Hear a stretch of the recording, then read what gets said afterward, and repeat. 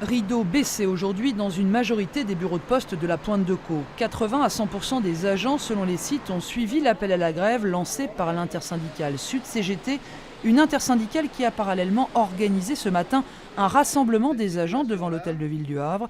Objectif, protester contre les suppressions de postes annoncées pour l'an prochain. Il y a 118 suppressions d'emplois qui sont annoncées en Haute-Normandie. Sur le secteur du verre, c'est une vingtaine de suppressions d'emplois.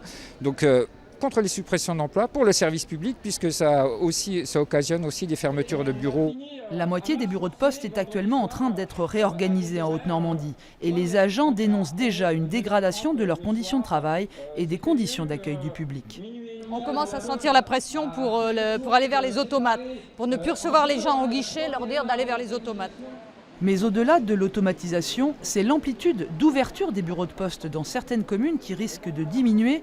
Les syndicats en ont d'ores et déjà informé par courrier les élus et ce matin, ils ont pu compter sur le soutien du maire communiste de Gonfreville-Lorcher.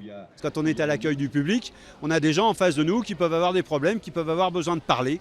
Et c'est du service public de faire ça, qui peuvent avoir des problèmes d'illettrisme, qui peuvent avoir des problèmes de compréhension des formulaires qu'ils ont entre les mains et tout. Et même si ce formulaire ne concerne pas la Poste, a priori, eh ben, ils ont quelqu'un en face d'eux qui peut répondre. Et la Poste aujourd'hui ne tient plus compte de cette notion de service public, tout simplement, de mettre de l'humain dans l'accueil des populations. Les agents de la Poste reprendront le travail demain, mais les syndicats imaginent déjà d'autres formes d'action pour maintenir la mobilisation. Ils vont notamment faire circuler une pétition auprès du grand public.